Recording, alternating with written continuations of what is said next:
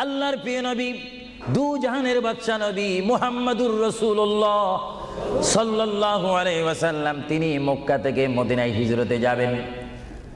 মাতৃভূমি থেকে মক্কা শরীফ থেকে তিনি মদিনাতুল মুনাওয়ারা শরীফে যাবেন। যাওয়ার কয়েক মাস পূর্বে আল্লাহর প্রিয় নবী, দু জাহানের বাদশা নবী মুহাম্মাদুর রাসূলুল্লাহ সাল্লাল্লাহু আলাইহি ওয়াসাল্লাম সাহাবীদের মধ্যে শ্রেষ্ঠ সাহাবী, কিয়ামত পর্যন্ত আমার রসুলের যুগ থেকে কিয়ামত পর্যন্ত কোটি কোটি কোটি কোটি ইমানদার মুসলমান মুত্তাকিন ফরেজগার ওলি গৌস কুতুব ফকির দরবেশ সকলের ঈমানকে যদি এক পাল্লার মধ্যে রাখা হয়, সাইয়্যিদনা আবু বকর সিদ্দিক রাদিয়াল্লাহু তাআলা আনহুর একটি রাত্রির সমতুল্য হবে না। জোরে বলেন সুবহানাল্লাহ। সমস্ত ইমানদারের ইবাদত যদি এক পাল্লাতে রাখা হয়, সাইয়্যিদনা আবু বকর সিদ্দিক রাদিয়াল্লাহু তাআলা আনহু এক রাতে যেই ভালোবাসা রসুলকে দেখিয়েছেন, তার পরিমাণ ভালোবাসা সমগ্র সৃষ্টি জগতের মুসলমানের হবে না। চিৎকার দিব সুবহানাল্লাহ। সাইয়্যিদনা আবু বকর সিদ্দিককে আল্লাহ রসুল বললেন, আবু বকর, আমি আমার মায়ের দেশ, আমি আমার বাবার দেশ, আমি আমার দাদার দেশ মক্কাতুল মুআজ্জামা মক্কা শরীফ মাতৃভূমি ছেড়ে আল্লাহর হুকুমে কাফেরদের অত্যাচারে আমাকে এখান থেকে হিজরত করে চলে যেতে হবে। যদি আমি হিজরত করি, আবু বকর তুমি আমার সঙ্গী হয়ে থাকবে। চিৎকার দিয়ে বলুন সুবহানাল্লাহ।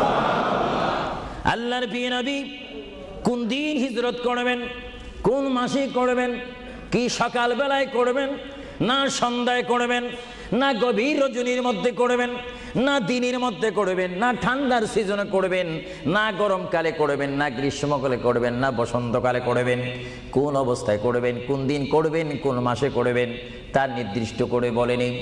আল্লাহর প্রিয় নবী, দু জাহানের বাদশা নবী মুহাম্মাদুর রাসূলুল্লাহ হিজরত করার টাইমে সাইয়্যিদানা আলী রাদিয়াল্লাহু তাআলা আনহুকে ডাক দিয়ে বলে, আলী আমি হিজরত করব, আমি রাত্রের আধার অবস্থার মধ্যে মাতৃভূমি ছেড়ে চলে যাব।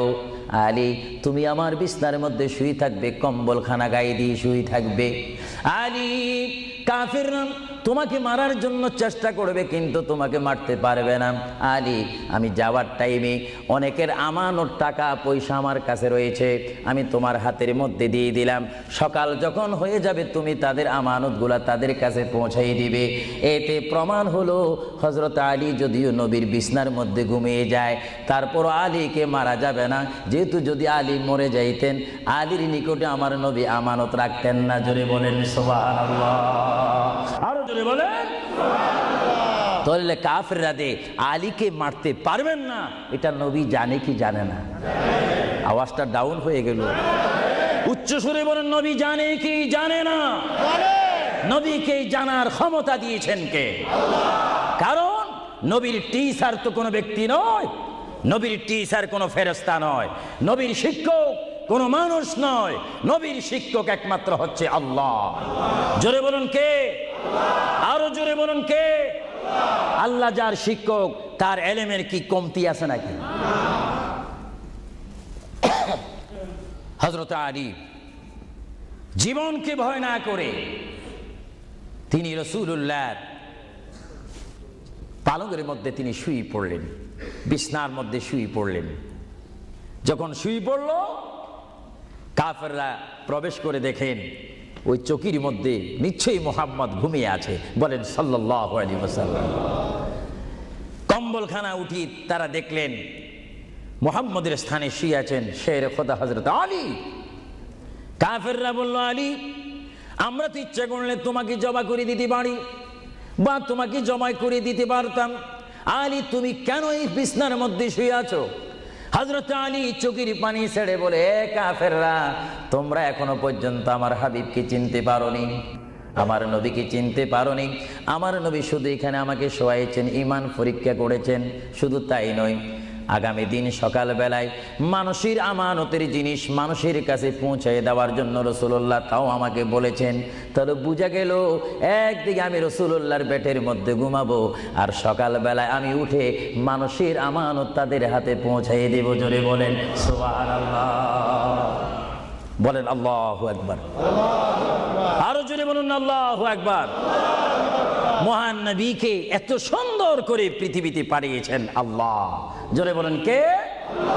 তাহলে ভাইয়েরা আমার, কেউ যদি আমাকে মারতে আসে আর আমি যদি জানি আমার পালকের মধ্যে যদি আমি শুয়ে থাকি কেউ আমাকে জবা করে দিবে, আর এই টাইমে যদি আমার ভাইকে যদি আমি বলি, বিশেষ করে সভাপতিকে যদি বলি আপনি একটু আমার পালকে ঘুমান, উনি বলবে আমার সভাপতির প্রয়োজন নেই, আমার জান বাঁচা ফরজ,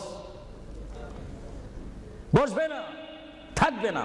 আর সাহাবায়ে কেরাম জেনে শুনে মেনে ইচ্ছা করে নিজের জীবন প্রতি মুহূর্তে মুহাম্মদ রাসূলুল্লাহ চরণের মধ্যে দেওয়ার জন্য প্রতি ওয়াক্তে প্রস্তুত ছিল।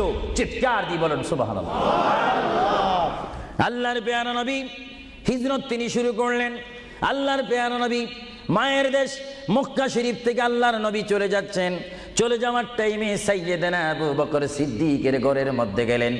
সাইয়্যিদানা আবু বকর সিদ্দিক রাদিয়াল্লাহু তাআলা আনহুর ঘরের দরজার মধ্যে আল্লাহর প্রিয় নবী গিয়ে ডাক দিলেন, ইয়া আবু বকর, ইয়া আবু বকর, ইয়া আবু বকর করে যখন ডাক দিলেন, সাইয়্যিদানা আবু বকর সিদ্দিক রাদিয়াল্লাহু তাআলা আনহু একটা সেকেন্ড দেরি না করে সঙ্গে সঙ্গে বললেন, ইয়া রাসূলুল্লাহ, ইয়া রাসূলুল্লাহ। আল্লাহর প্যারা নবী চক্ষু মুবারকের পানি মুবারক ছেড়ে দিলেন, আবু বকর তুমি রাত্রে এমন সময় আমি এসেছি, নিশি রজনীর মধ্যে এসেছি, যেই টাইমে মানুষ একটু ঘুমায়, ওই ঘুমের টাইমে তোমার ঘরের দরজার মধ্যে এসে তোমাকে ডাক দিলাম। বেড থেকে ঘুম থেকে উঠতে তো তোমার 2-3 মিনিটের প্রয়োজন, কিন্তু আমি নবী তোমাকে ডাক দেওয়ার সঙ্গে সঙ্গে তুমি কি করি ইয়া রাসূলুল্লাহ বলতে পেরেছো? হযরতে আবু বকর চোখের পানি ছেড়ে বলে, হুজুর আপনি আপনার সঙ্গে আমাকে হিজরতের কথা বলেছেন, কোন দিন হিজরত করতে হবে তা আপনি নির্দিষ্ট বলেন নেই।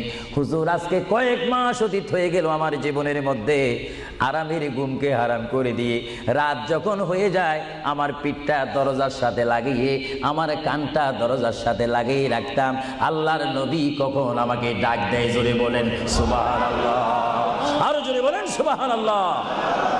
এটার নাম হচ্ছে মুহাব্বত। যারা রাসূলুল্লাহর মুহাব্বত করে তারা অবশ্যই আল্লাহর মুহাব্বত আদায় হয়ে যায়। সুবহানাল্লাহ। আপনারা বলেন রাসূলুল্লাহ কার রাসূল? আরো জোরে বলুন না, কার রাসূল? ওনাকে রসুল করে পাঠিয়েছেন কে? ওনাকে হেফাজত করার দায়িত্ব কার? ওনার জবানের হেফাজত করার দায়িত্ব কার? ওনাকে ভালোবাসার দায়িত্ব কার? আমরা যদি রসুলকে ভালোবাসি আল্লাহ কি খুশি হবে না বেজার হবে? এজন্য ভাইয়েরা আমার, সাইয়্যিদানা আবু বকর সিদ্দিক রাদিয়াল্লাহু তাআলা আনহু তিনি নবীকে এমনই ভালোবাসতেন, যারা রসুলকে পৃথিবীর বুকে এমনি ভাবে ভালোবাসতে পেরেছেন তারাই হয়েছেন আখিরাতের জান্নাত পাওয়ার গ্যারান্টি সার্টিফিকেট তারা পৃথিবীর থেকে লাভ করেছেন। চিৎকার দিয়ে বলেন সুবহানাল্লাহ।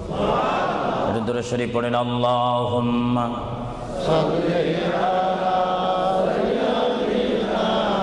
মাওলানা মুহাম্মদ ওয়া আলা আলি সাইয়্যিদিনা